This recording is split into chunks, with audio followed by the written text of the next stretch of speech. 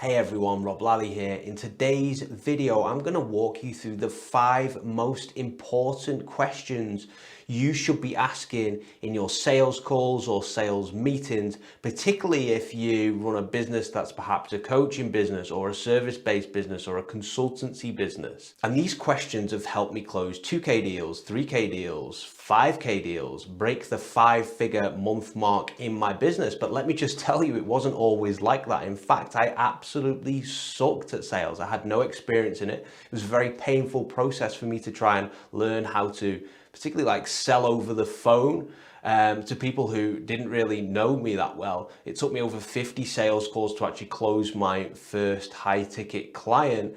And throughout this painful process, I picked up these questions and I implemented them into, my call scripts as well.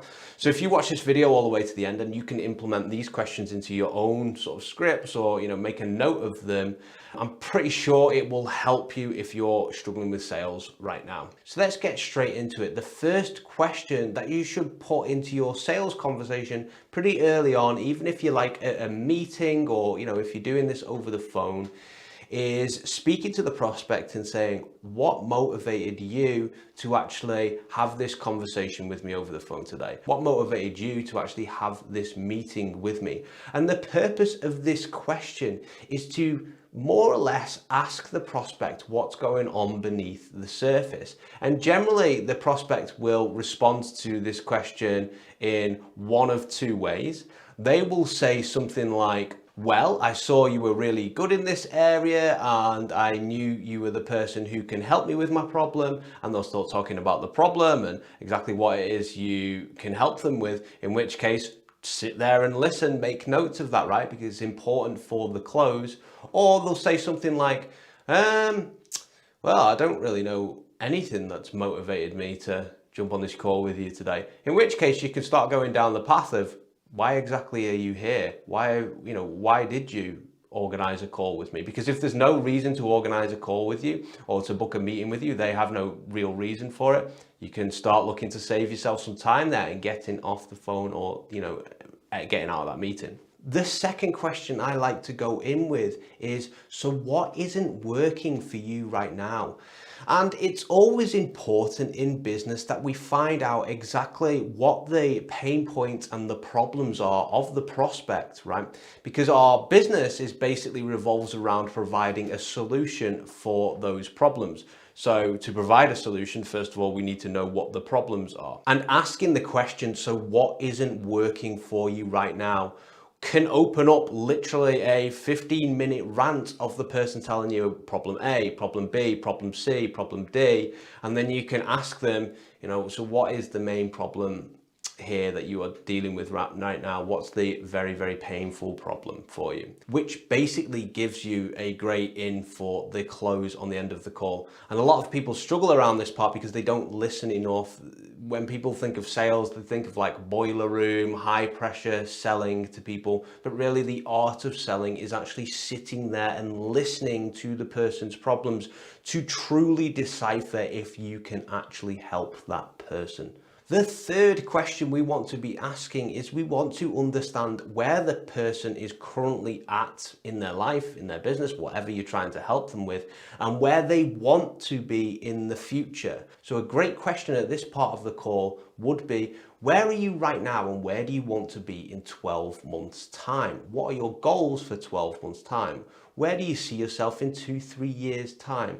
And as long as we've got some goals on the horizon there, we can understand where the prospect wants to move to from their current situation. And once we know this information of the clear path they want to get to, then we can start really diagnosing what's stopping them from getting there and if the problem is actually the real problem. Because to truly help a person, we need to solve the real problem in their business. Which brings me on to question 4, a very important question you should be asking on your sales calls or sales meetings that I rarely hear people ask is, what do you feel is stopping you right now from achieving X?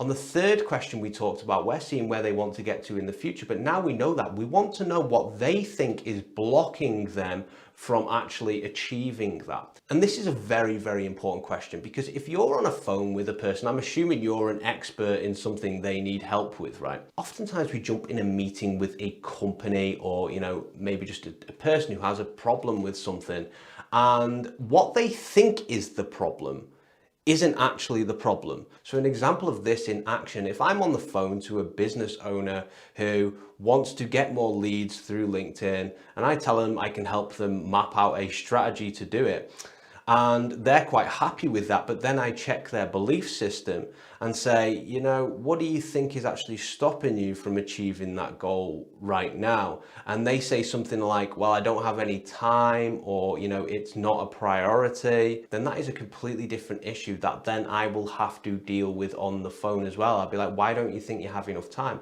Well, I'm moving house for the next 6 months. And it's probably not a great time to close that person if they genuinely don't have time, and it isn't just something they believe that they don't have time. If they actually don't have time because, maybe their life is upside down right now. In this situation, you might want to postpone that conversation to a few months further down the line where the person actually doesn't have those extra life stresses, right? And the fifth question that I always slip into my sales calls is, when are you wanting to fix this problem? When are you wanting to fix this problem? And the reason why I ask this question is because I want to gauge, as a business owner, how committed the person is to actually accomplishing their goal or getting over their problem and solving it, right? Because if I've asked a person and they're like, I really need to sort this right now, that person's probably going to work harder. They're probably going to work with me, right? But if I ask a person and say, when are you wanting to fix this problem? And they're like, in 6 months' time, they probably aren't that interested in getting this service right now. It's probably not a burning pain point for them. And remember, people will only close on burning pain points or something which makes sense to do. And if they're not that bothered about fixing their problem right now with the solution I'm offering, then they probably aren't going to close because it's just not important for them. So let's go over those questions one more time. The first question I'd be asking to people is, what motivated you to meet with me or have this call with me today? The second question is, so what isn't working for you right now? The third question I'd be asking them is, so where are you currently and where do you want to get to in 12 months' time? The fourth question is, what do you feel is stopping you right now from achieving your goal that you've just said in the previous question? And the fifth question is, when are you wanting to actually fix this problem?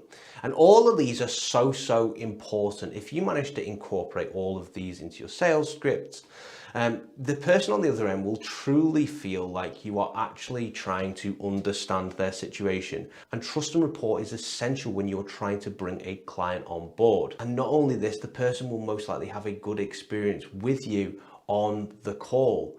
It's not a high pressure call. You're just asking key questions and sitting back and listening and genuinely trying to diagnose if you can actually help this person. And if you can't help this person, these questions have helped you find out that you can't help them, which basically means you can, politely end the call. Or if you can help them, then you can move forward into actually closing the sale. So I hope you really found this helpful today, guys. Let me know in the comments if you would like to see anything else or any other sales tips or anything like that. If you did enjoy this video, please leave a like. And if you want to see more content like this, also subscribe to the channel. Have a fantastic day.